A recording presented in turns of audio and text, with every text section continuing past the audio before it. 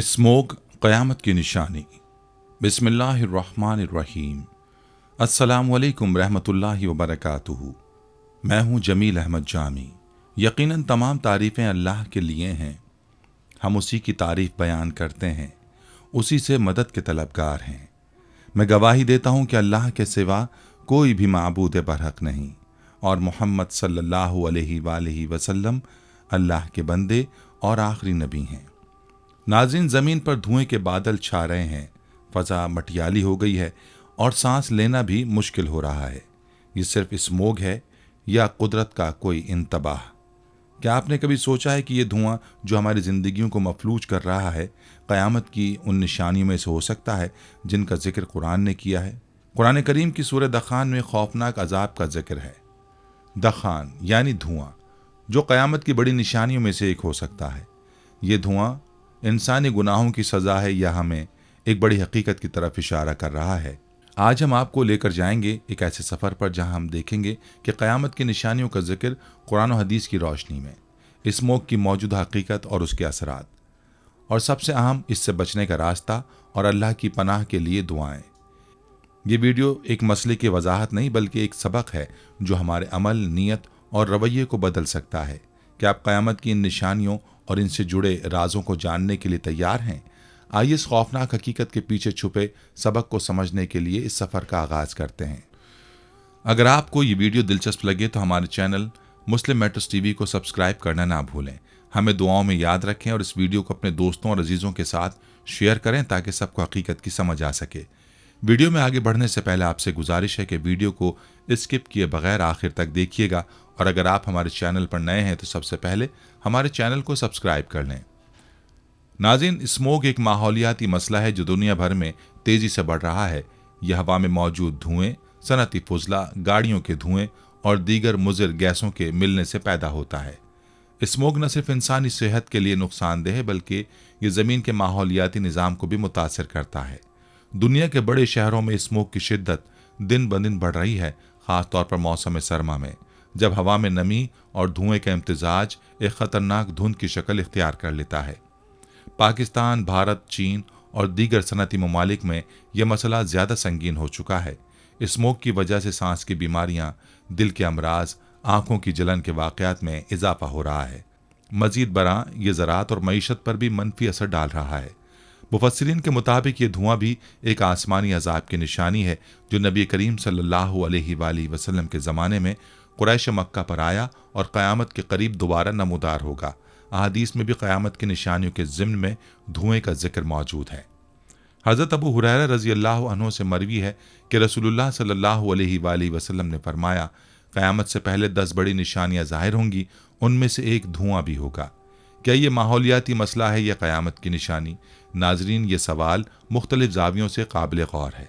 Smog एक माहौलियाती मसला है जो इंसानी सरगर्मियों, सनती तरक्की और कुदरती वसाइल के बेजा इस्तेमाल का नतीजा है। यह मसला हमारी गफलत और माहौल के साथ नापसंदीदा रवैये की अक्कासी करता है। कुरान और हदीस में जिक्र करदा दखान एक गैर मामूली अजाब का इशारा है जो क़यामत के करीब आएगा।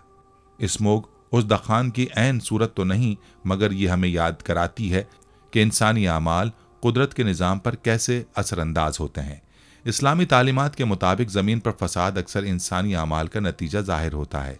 सूरह रोम में अल्लाह का इरशाद है, खुश्की और समंदर में फसाद फैल गया है लोगों के हाथों की कमाई के सबब। सूरह रोम आयत 41।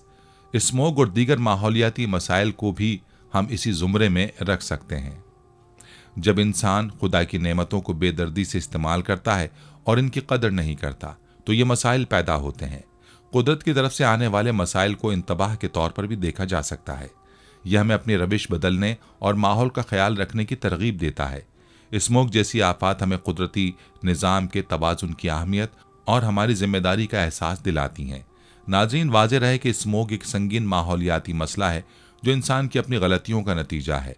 अलबत्ता कुरान और हदीस में दखान का जिक्र हमें याद दिलाता है कि कुदरत का निज़ाम इंसान के आमाल से मुतासिर होता है और अगर हम अपनी रविश ना बदलें तो बड़े अजाब का सामना भी कर सकते हैं। लिहाजा ज़रूरी है कि हम माहौलियाती मसाइल पर तवज्जो दें, फितरत के उसूलों का एहतराम करें और अपनी ज़िंदगियों में इस्लाह लाएं تاکہ اسموگ جیسی آفات سے بچا جا سکے اور قدرت کے نظام کے ساتھ ہم آہنگی قائم رہے۔ قرآن مجید میں دخان دھوئیں کا ذکر خاص طور پر سورہ دخان میں کیا گیا ہے، جہاں یہ ایک غیر معمولی اور اہم واقعے کی طرف اشارہ کرتا ہے۔ اللہ تعالیٰ فرماتا ہے کہ پس انتظار کرو اس دن کا جب آسمان واضح دھوئیں کو لے کر آئے گا، یہ دھواں لوگوں کو ڈھانپ لے گا، یہ دردناک عذاب ہوگا۔ سورہ دخان آیت 10 اور 11۔ یہ آیات قیامت کے قریب ہونے والے ایک بڑے عذاب کی خبر دیتی ہے۔ دخان کا یہ واقعہ زمین پر رہنے والوں کے لیے ایک بڑی آزمائش اور عذاب ہوگا، جسے کئی مفسرین نے مختلف انداز میں بیان کیا ہے۔ قرآن کی اس آیت کی تشریح میں مختلف مفسرین نے اپنی آراء پیش کی ہیں۔ ابن کثیر کے مطابق دخان کا مطلب وہ دھواں ہے جو قریش مکہ کے کفر اور نبی کریم صلی اللہ علیہ وآلہ وسلم کی مخالفت کے نتیجے میں آیا۔ جب قریش پر قحط سالی نازل ہوئی تو وہ دھواں ان کی نظر میں ایسا دکھائی دیتا تھا جیسے آسمان پر دھند چھا گئی ہو۔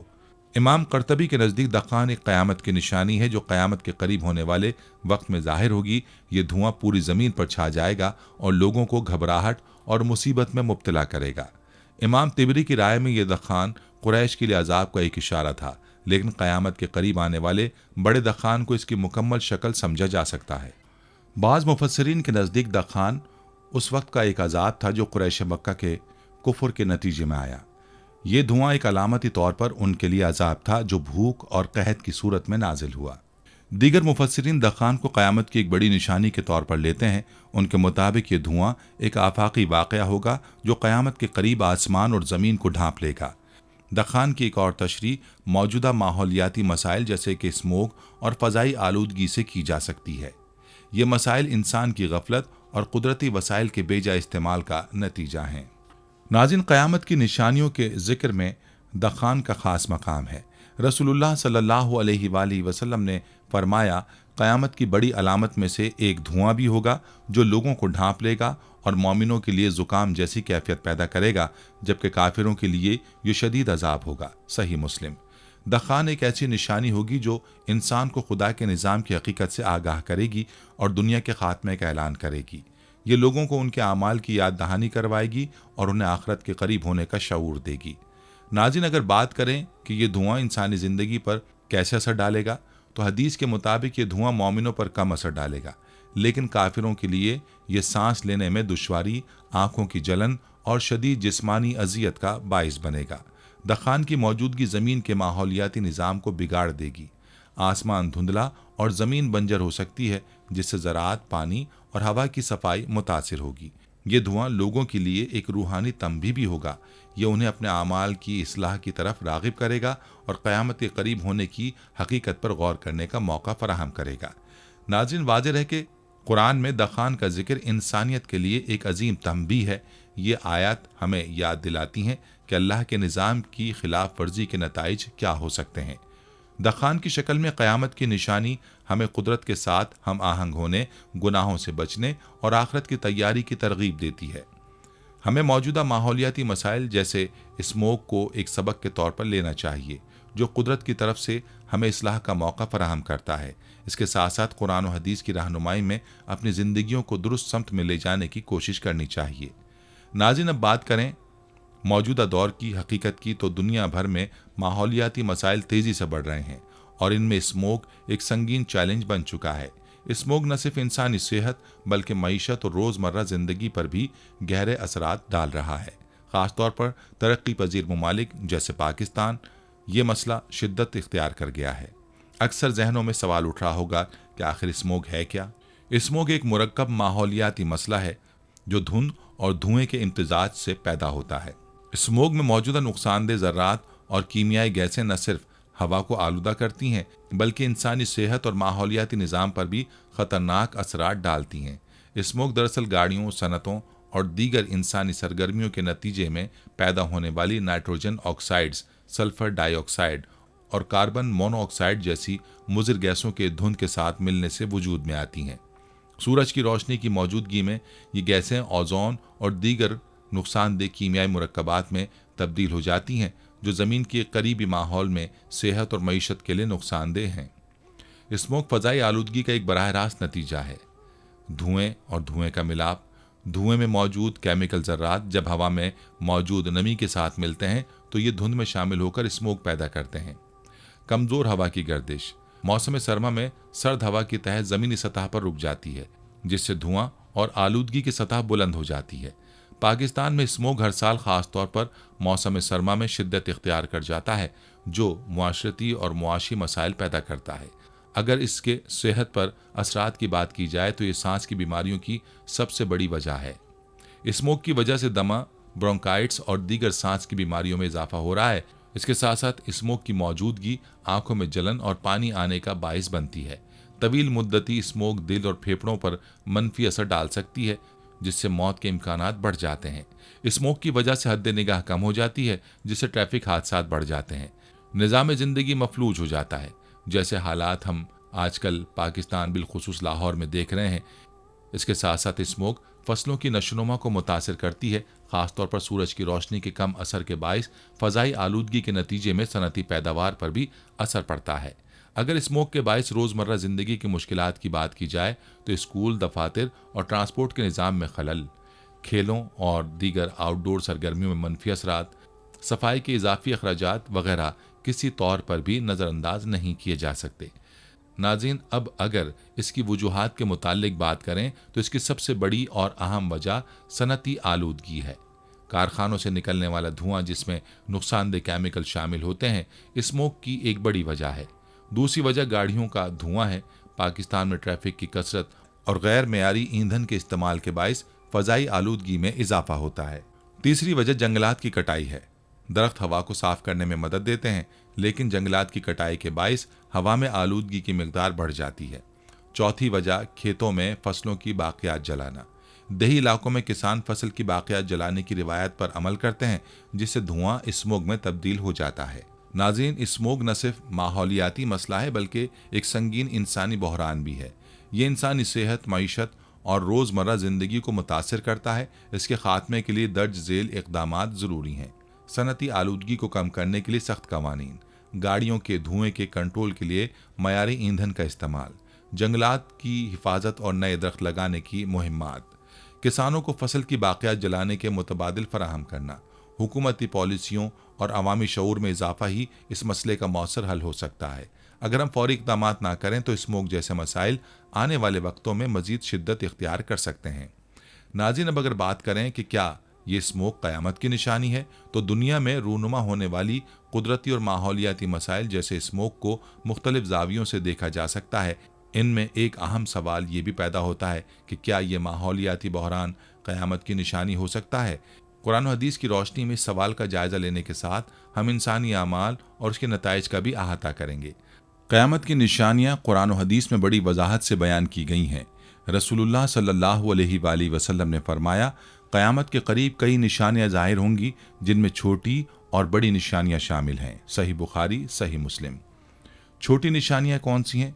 ये वो निशानियाँ हैं जो क़यामत से पहले ज़ाहिर होंगी और इंसानी मुआशरे की ख़राबी को ज़ाहिर करती हैं, जैसे झूठ और धोखाधड़ी का आम होना, कुदरती आफ़ात और वबाओं का फैलना, ज़मीन पर फसाद और जुल्म बढ़ना।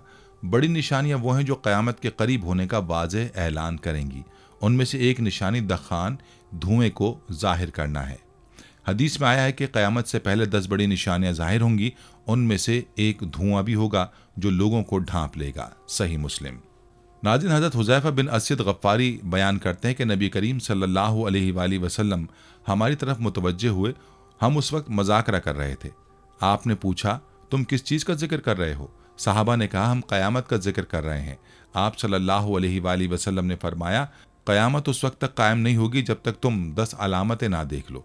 फिर आपने धुएं, दखान, दज्जाल, दाब्बतुल अर्द, सूरज का मगरिब से तुलू होना, ईसा बिन मरियम अलैहिस्सलाम का नुज़ूल, याजूज माजूज, 3 बार ज़मीन का धंसना, मशरिक़ में धंसना, मगरिब में धंसना, जज़ीरतुल अरब में धंसना, और उसकी आखिरी अलामत आग होगी जो यमन से निकलेगी और लोगों को महशर की तरफ ले जाएगी।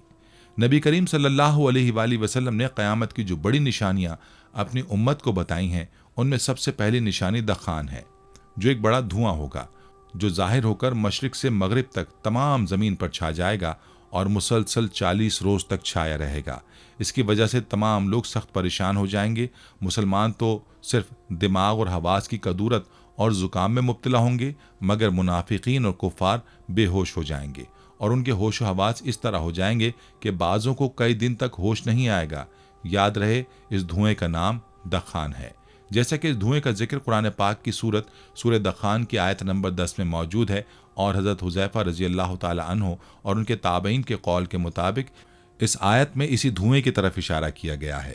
اس آیت میں اللہ تعالیٰ کا ارشاد ہے، سو آپ اس دن کا انتظار کیجئے جب آسمان واضح دھواں لائے گا جو لوگوں کو ڈھانپ لے گا، یہ ہے دردناک عذاب۔ اس دن وہ کہیں گے، اے ہمارے رب، ہم سے اس عذاب کو دور کر دے، بے شک ہم ایمان لانے والے ہیں۔ اب ان کی نصیحت قبول کرنے کا وقت کہاں ہے، حالانکہ ان کے پاس واضح ہدایت دینے والے رسول آ چکے تھے۔ پھر انہوں نے اس رسول سے اعراض کیا اور کہا، یہ سکھائے ہوئے دیوانے ہیں۔ سورہ دخان آیت نمبر 10 سے 14۔ یاد رہے کہ اس آیت میں آسمان کے دھوئیں لانے سے مراد ہے قرب قیامت میں دھوئیں کا ظاہر ہونا، جیسا کہ قتادہ نے کہا، اس آیت کے معنی ہے، یا محمد صلی اللہ علیہ وآلہ وسلم، آپ ان کافروں کے ساتھ اس دن کا انتظار کیجئے جب آسمان پر واضح دھواں چھا جائے گا۔ ناظرین، اس آیت میں دخان یعنی دھوئیں کے متعلق مفسرین کے مختلف اقوال ہیں۔ اس دھوئیں کی حقیقت کو جاننے کے لیے ان اقوال کا تذکرہ ضروری ہے۔ پہلا قول جس کے بارے میں حضرت علی، حضرت ابن عباس، حضرت ابن عمر، حضرت ابو ہریرہ رضی اللہ عنہ اور زید بن علی، حسن اور ابن ابی ملیکہ وغیرہ فرماتے ہیں کہ دخان دھواں قیامت کی علامتوں میں سے ہے۔ یہ ابھی تک ظاہر نہیں ہوا ہے۔ یہ قرب قیامت میں 40 روز تک ظاہر ہوگا اور آسمان اور زمین کی فضا کو بھر لے گا۔ مومن پر اس کا اثر زکام کی صورت میں ہوگا اور کافر و فاجر کی ناکوں میں داخل ہو کر ان کے کانوں کے سوراخوں سے نکلے گا، ان کا دم گھٹنے لگے گا، اور یہ دھواں جہنم کے آثار سے ہے۔ حضرت ابو سعید خدری رضی اللہ عنہ سے روایت ہے کہ رسول اللہ صلی اللہ علیہ وآلہ وسلم نے فرمایا، یہ دھواں قیامت کے دن لوگوں میں ہیجان پیدا کر دے گا۔ مومن پر اس کا اثر زکام کی صورت میں ظاہر ہوگا اور کافر کے جسم میں داخل ہو کر اس کے کانوں کے سوراخوں سے نکلے گا۔ جیسے کہ حضرت ابن مسعود رضی اللہ عنہ نے فرمایا، دخان دھوئیں سے مراد کفار کی بھوک کی کیفیت ہے۔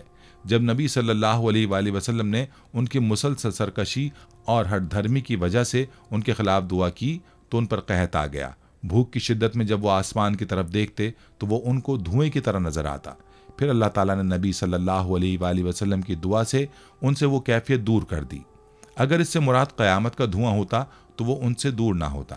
اسی طرح حضرت عبداللہ بن مسعود رضی اللہ عنہ بیان کرتے ہیں کہ یہ دھواں اس لیے ظاہر ہوا کہ قریش نے نبی صلی اللہ علیہ وآلہ وسلم کی مسلسل نافرمانی کی، تو نبی صلی اللہ علیہ وآلہ وسلم نے ان کے خلاف دعا کی کہ اے اللہ، ان پر ایسے قحط کے سال مسلط کر دے جس طرح حضرت یوسف علیہ السلام کے زمانے میں قحط آیا تھا۔ پھر ان پر قحط آ گیا اور ان پر سخت مصیبت آ گئی، حتیٰ کہ انہوں نے ہڈیاں کھا لیں۔ ان میں ایک شخص آسمان کی طرف دیکھتا تو اس کو آسمان دھوئیں کی طرح نظر آتا۔ پھر اللہ تعالیٰ نے یہ آیت نازل فرمائی، سو آپ اس دن کا انتظار کیجئے جب آسمان واضح دھواں لائے گا جو لوگوں کو ڈھانپ لے گا، یہ ہے دردناک عذاب۔ سورہ دخان آیت 10-11۔ پھر رسول اللہ صلی اللہ علیہ وآلہ وسلم کے پاس یہ لوگ گئے اور آپ صلی اللہ علیہ وآلہ وسلم سے کہا، یا رسول اللہ، مضر کے لیے بارش کی دعا کیجئے، یہ لوگ ہلاک ہو رہے ہیں۔ آپ نے فرمایا، مضر کے لیے؟ تم تو بہت جری ہو۔ پھر آپ نے بارش کی دعا کی، بارش نازل ہو گئی۔ پھر یہ آیت نازل ہوئی، بے شک تم کفر کی طرف لوٹنے والے ہو۔ پھر جب یہ بارش ہونے سے مطمئن ہو گئے تو پھر کفر کی طرف لوٹ گئے۔ پھر اللہ عز و جل نے یہ آیت نازل فرمائی، جس دن ہم بہت سخت گرفت کے ساتھ پکڑیں گے، بے شک ہم انتقام لینے والے ہیں۔ حضرت ابن مسعود نے فرمایا، اس سے مراد یوم بدر کا انتقام ہے۔ پیارے دوستو، امام بخاری کی اس سلسلے میں ایک اور روایت ہے۔ حضرت عبداللہ بن مسعود رضی اللہ عنہ بیان کرتے ہیں کہ جب نبی صلی اللہ علیہ وآلہ وسلم نے دیکھا کہ مشرکین آپ کے پیغام توحید سے اعراض کر رہے ہیں تو آپ نے ان کے خلاف دعا کی، اے اللہ، ان پر قحط کے ایسے سال مسلط کر دے جیسے حضرت یوسف علیہ السلام کے زمانے کے لوگوں پر قحط کے 7 سال مسلط کیے تھے۔ پھر ان پر قحط آ گیا، ان کے تمام کھیت جل گئے، حتیٰ کہ انہوں نے جانوروں کی کھالوں کو، مردہ جانوروں کو اور مردہ انسانوں کو کھایا۔ ان میں سے کوئی شخص آسمان کی طرف نظر اٹھا کر دیکھتا تو اسے بھوک کی شدت سے آسمان دھوئیں کی طرح دکھائی دیتا تھا۔ پھر آپ کے پاس ابو سفیان آیا اور کہنے لگا، یا محمد صلی اللہ علیہ وآلہ وسلم، آپ اللہ کی اطاعت کرنے والے اور صلہ رحم کا حکم دیتے ہیں اور آپ کی قوم قحط سے ہلاک ہو رہی ہے، آپ سبحانہ تعالیٰ سے ان کے حق میں دعا کیجیے۔ تب یہ آیت نازل ہوئی۔ आसमान को धुएं से ताबीर करने की तौजी ये बयान की जाती है कि इस धुएं से मुराद ये है कि भूख की शिद्दत से आंखों के आगे जो अंधेरा छा जाता है, उस अंधेरे को धुएं से ताबीर फरमाया है। और इब्ने कतीबा ने धुएं की तफसीर में ये कहा कि क़हत के अय्याम में बारिश ना होने की वजह से ज़मीन खुश्क हो जाती है और गर्द गुबार उड़ने की वजह से फ़ज़ा मटियाली और मकदर हो जाती है और अंधेरा सा लगता है। इसको मजाजन धुएं से ताबीर फरमाया है। दूसरी वजह यह कि अरब के लोग जो शर फैल जाए उसको धुएं से ताबीर करते हैं। रहा सवाल कि कौन सी रिवायत मोतबर है, तो दोस्तों पहली रिवायत के मुताबिक आसमान के धुआं लाने का मतलब ये है कि क़ुर्ब क़यामत आसमान पर धुआं ज़ाहिर होगा और ये क़ुर्ब क़यामत की अलामत है। और दूसरी रिवायत के मुताबिक अय्याम क़हत में कुफ़ार की भूख की कैफियत को मजाजन धुएं से ताबीर फरमाया है। इसलिए पहली रिवायत राइज और मोतबर है क्योंकि वह हकीकत पर महमूल है और दूसरी मजाज पर। इसके अलावा पहली रिवायत को इसलिए भी माना जाएगा कि पहली रिवायत रसूलुल्लाह सल्लल्लाहु अलैहि वसल्लम का इरशाद है और मुतअद्दिद सहाबा और फुक़हा ताबईन का नज़रिया है, और दूसरी रिवायत सिर्फ हज़रत इब्न मसूद रज़ी अल्लाह अन्हु का कौल है। कुरान मजीद में दखान का जिक्र है जिसके मुताल्लिक हम आपको पहले तफसीलें बता चुके हैं। मुफस्सिरीन के मुताबिक ये धुआं क़यामत के करीब आने वाले बड़े अजाबों में से एक होगा। ये ज़मीन पर मौजूद तमाम इंसानों को मुतासिर करेगा। स्मोक और दखान में कुछ मुमासलत हो सकती है, जैसे कि दोनों में धुएं का अंसर शामिल है, लेकिन दोनों के असबाब और असरात मुख्तलिफ हैं। दखान एक गैर मामूली आसमानी अजाब होगा जो तमाम इंसानों को ढांप लेगा। स्मोक इंसानी अमाल के नतीजे में पैदा होने वाली माहौलियाती आलूदगी है। स्मोक को बराह रास्त दखान के साथ जोड़ना मुश्किल है, लेकिन ये एक इंतबा ज़रूर हो सकता है कि अगर इंसान अपने अमाल की इस्लाह ना करे तो कुदरती अजाब मज़ीद शिद्दत इख्तियार कर सकते हैं। इंसान ने ज़मीन को तरक्की के नाम पर आलूदा किया, जिसका नतीजा कुदरती आफात की शक्ल में ज़ाहिर हो रहा है। दूसरी तरफ कुदरती वसाइल का गलत इस्तेमाल किया जा रहा है। जंगलात की कटाई, ईंधन के गैर ज़रूरी इस्तेमाल और सनती आलूदगी ने कुदरती तवाज़ुन को बिगाड़ दिया है, जिसकी वजह से स्मोक जैसी आफात जन्म ले रही हैं। इस्लामी तालीमात के मुताबिक ज़मीन पर फसाद अक्सर इंसानों के गुनाहों का नतीजा होता है। सूरह रूम की आयत नंबर 14 में है, खुश्की और समंदर में फसाद फैल गया है लोगों के हाथों की कमाई के सबब। स्मोक इसी फसाद की एक शक्ल है जो इंसानियत के लिए एक वार्निंग हो सकती है। नाज़रीन, स्मोक को कुदरती अजाब समझा जा सकता है क्योंकि ये इंसान के गलत आमाल का नतीजा है, लेकिन ये दखान की तरह मुकम्मल क़यामत की निशानी नहीं बल्कि एक अलामती तंबी हो सकती है। कुदरत हमें हर मसले के ज़रिए इस्लाह का मौका देती है। स्मोक हमें यह सिखाती है कि हम माहौल का ख्याल रखें, कुदरती वसाइल का तहफ़्फ़ुज़ करें और इज्तिमाई तौर पर अपनी ज़िंदगी को बेहतर बनाएं। स्मोक बराह रास्त क़यामत की निशानी तो नहीं, लेकिन ये इंसानियत के लिए एक इंतबाह ज़रूर है। यह हमें कुदरत के साथ अपने ताल्लुक़ को बेहतर बनाने, माहौलियाती ज़िम्मेदारी का एहसास करने और गुनाहों से तौबा की याद दहानी कराती है। अगर हम अपने आमाल की इस्लाह ना करें तो ये छोटे मसाइल बड़े अजाब की शक्ल इख्तियार कर सकते हैं। लिहाजा ये वक्त है हम अपनी रविश बदलें और कुरान और सुन्नत की तालीमात के मुताबिक अपनी ज़िंदगियों को ढालें, ताकि न सिर्फ दुनियावी मुश्किलात से बच सकें बल्कि आखिरत की कामयाबियाँ भी हासिल करें। नाज़रीन, अब अगर हम इस मसले से बचाव के इक़दामात की बात करें तो स्मोक जैसे माहौलियाती मसाइल न सिर्फ इंसानी सेहत बल्कि मईशत, माहौल और समाजी ज़िंदगी को भी मुतासिर करते हैं। इन मसाइल का हल सिर्फ जदीद साइंसी तदाबीर पर मुनहसर नहीं बल्कि इस्लाम की तालीमात भी हमें इनसे निमटने के लिए रहनुमाई फराहम करती हैं। यहाँ हम माहौलियाती तहफ़्फ़ुज़ के इस्लामी उसूलों और अमली इक़दामात का जायज़ा लेंगे। इस्लाम में माहौलियाती तहफ़्फ़ुज़ और कुदरती वसाइल की हिफाजत पर बहुत ज़ोर दिया गया है। कुरान और हदीस में ऐसी तालीमात मौजूद हैं जो इंसान को ज़मीन को आबाद रखने और फसाद से बचने की तलक़ीन करती हैं। ज़मीन की आबादकारी के मुताल्लिक़ कुरान मजीद में इरशाद फरमाया गया है, अल्लाह ने तुम्हें ज़मीन से पैदा किया और तुम्हें इसमें आबाद किया। सूरह हूद आयत नंबर 61। इस आयत से ये वाज़ेह होता है कि इंसान का फ़र्ज़ है कि वो ज़मीन को बेहतर बनाए, न कि उसे नुकसान पहुँचाए। नंबर 2, ज़मीन में फ़साद ना फैलाना, और ज़मीन में फ़साद ना करो इसकी इस्लाह के बाद। सूरह आराफ आयत नंबर 56।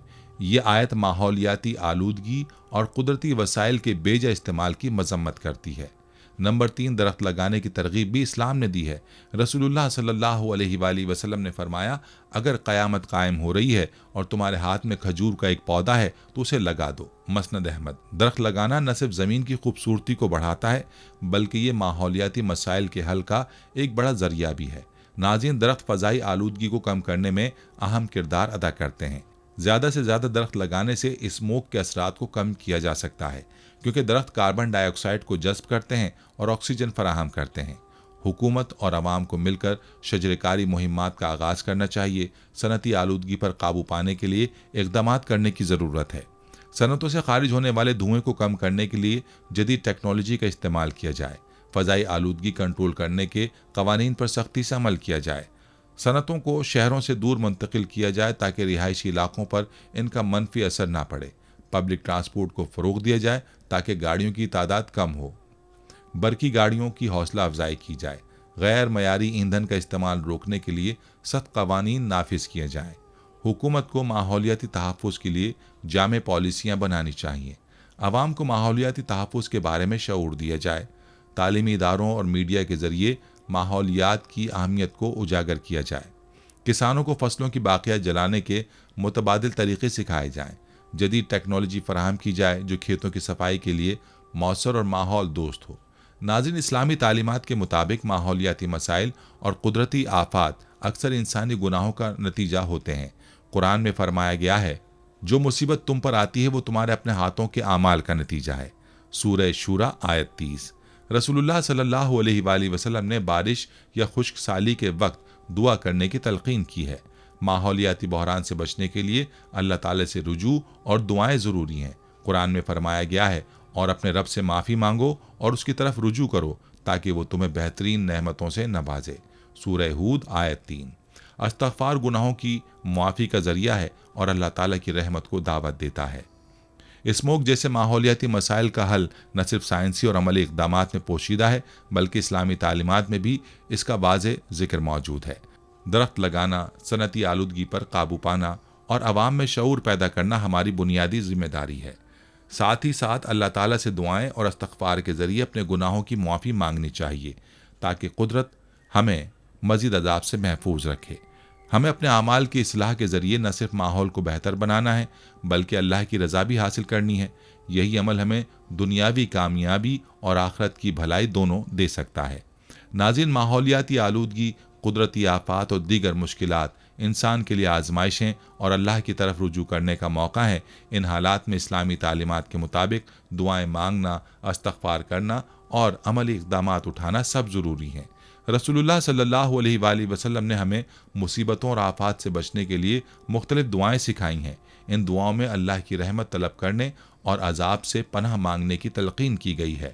رسول اللہ صلی اللہ علیہ وآلہ وسلم نے فرمایا، اے اللہ، میں تیری پناہ مانگتا ہوں سخت آزمائش، بدبختی، بری تقدیر اور دشمنوں کی خوشی سے۔ صحیح بخاری۔ مشکلات اور خشک سالی میں بارش کے لیے یہ دعا مسنون ہے، اے اللہ ہم پر بارش برسا، اے اللہ ہم پر بارش برسا، اے اللہ ہم پر بارش برسا۔ صحیح بخاری۔ مشکلات اور گناہوں کی معافی کے لیے یہ دعا سکھائی گئی ہے، اے اللہ میرے گناہ، میری نادانی اور میرے تمام تجاوزات کو معاف فرما جنہیں تو مجھ سے بہتر جانتا ہے۔ صحیح بخاری و مسلم۔ استغفار کرنے سے اللہ تعالیٰ مشکلات کو دور کرتا ہے اور اپنی رحمت نازل فرماتا ہے۔ اسلامی تعلیمات کے مطابق انسان جب مشکلات اور آفات کا سامنا کرے تو اللہ تعالیٰ کی طرف رجوع کرنا چاہیے۔ یہ رجوع دعا، عبادت اور اپنے اعمال کی اصلاح کے ذریعے ممکن ہے۔ اسی طرح اجتماعی استغفار کی تلقین بھی احادیث مبارکہ میں موجود ہے۔ رسول اللہ صلی اللہ علیہ وآلہ وسلم نے فرمایا، جو قوم اللہ کے عذاب سے نجات چاہتی ہے اسے اجتماعی طور پر استغفار اور دعا کا اہتمام کرنا چاہیے۔ مشکل حالات میں اجتماعی دعا کرنا بہت مؤثر ہے۔ قرآن کریم میں بنی اسرائیل کی مثال دی گئی ہے جب وہ اجتماعی طور پر اللہ سے معافی مانگتے اور دعائیں کرتے تھے۔ اسلامی تعلیمات میں دعا کے ساتھ عملی اقدامات کا بھی حکم ہے۔ اسموگ اور دیگر ماحولیاتی مسائل سے نمٹنے کے لیے یہ ضروری ہے کہ ہم درج ذیل اقدامات کریں۔ درخت لگائیں، شجرکاری مہمات میں حصہ لیں، صنعت اور گاڑیوں کی آلودگی کو کم کرنے کے لیے اقدامات کریں، ماحولیاتی آلودگی کے بارے میں عوامی شعور بڑھائیں۔ رسول اللہ صلی اللہ علیہ وآلہ وسلم نے فرمایا، اللہ اس قوم کی حالت نہیں بدلتا جب تک وہ خود اپنی حالت نہ بدلے۔ یہ حدیث ہمیں عملی اقدامات کی اہمیت یاد دلاتی ہے۔ اللہ کی مدد حاصل کرنے کے لیے ہمیں خود کوشش کرنی ہوگی۔ ناظرین، مصیبت اور آزمائش کے وقت مسنون دعائیں مانگنا، استغفار کرنا اور اللہ کی طرف رجوع کرنا ہمارے ایمان کا تقاضا ہے، لیکن دعا کے ساتھ ساتھ عملی اقدامات بھی ضروری ہیں تاکہ ہم اپنی زندگی اور ماحول کو بہتر بنا سکیں۔ स्मोक जैसे मसाइल अल्लाह की तरफ से एक इंतबाह हो सकते हैं, लेकिन ये हमारे लिए इस्लाह का मौका भी हैं। हमें अपनी जिम्मेदारियों का एहसास करते हुए माहौलियाती तहफ़्फ़ुज़ के लिए काम करना चाहिए और दुआ के ज़रिए अल्लाह की मदद तलब करनी चाहिए। ऐ अल्लाह, हमें उन लोगों में शामिल फरमा जो तुझसे मुआफ़ी मांगते हैं और तौबा करते हैं, और हमें ज़मीन की इस्लाह और अपने माहौल के तहफ़्फ़ुज़ की तौफ़ीक़ अता फरमा। आमीन। स्मोक आज के दौर का एक संगीन माहौलियाती मसला है जो इंसानी सेहत, मईशत और रोज़मर्रा ज़िंदगी पर शदीद असर डाल रहा है। ताहम इस मसले में एक गहरा सबक पोशीदा है। कुरान और हदीस में माहौलियाती फ़साद और धुएँ का जिक्र हमें इस तरफ मुतवज्जे करता है कि ये आफ़ात इंसानी गुनाहों और कुदरत के साथ जुल्म का नतीजा हो सकती हैं। यह मसला न सिर्फ कुदरत की तरफ से एक इंतबाह है, बल्कि क़यामत की निशानियों का भी एक पहलू हो सकता है। हमें अपने गुनाहों से तौबा करनी चाहिए और कुदरत के साथ इंसाफ का रास्ता अपनाना चाहिए। इस्तग़फ़ार और दुआ के लिए अल्लाह की मदद तलब करें और अमली इक़दामात के ज़रिए ज़मीन की हिफाजत करें। दरख्त लगाना, आलूदगी को कम करना और इज्तिमाई शऊर उजागर करना हमारी ज़िम्मेदारी है। आखिर में हमें कुछ सवालात खुद से करने की शदीद ज़रूरत है। क्या हम अपने हिस्से की ज़िम्मेदारियाँ निभाने के लिए तैयार हैं? क्या हम आज इस्लाह और अमल करेंगे या कुदरत के अज़ाब के इंतज़ार में रहेंगे? नाज़रीन, ये सवालात हमें सोचने पर मजबूर करते हैं कि आया हम अपनी दुनिया को महफूज बनाने के लिए अपना किरदार अदा करेंगे या बेअमली से इस मसले को मज़ीद संगीन बनने देंगे। फैसला आपके हाथों में है। नाज़रीन, ये थी हमारी आज की वीडियो। हम उम्मीद करते हैं कि आपको हमारी आज की ये वीडियो ज़रूर पसंद आई होगी। अगर आपको हमारी आज की ये वीडियो पसंद आई है तो आपसे गुजारिश करते हैं कि आप हमारे चैनल मुस्लिम मैटर्स टीवी को ज़रूर सब्सक्राइब कर लें और साथ ही लगे बेल के बटन को भी प्रेस कर लें, ताकि आपके पास हमारी आने वाली मज़ीद मालूमाती वीडियोज़ का नोटिफिकेशन बर वक्त मिलता रहे। सब्सक्राइब के साथ साथ हमारी वीडियोज़ को लाइक भी करें और अपनी कीमती राय का इजहार कमेंट्स में ज़रूर करें। कमेंट्स में आप अपने सवालात भी हम तक पहुँचा सकते हैं। अल्लाह ताला आपको अपने हिफ्ज़-ओ-मान में रखे। आमीन।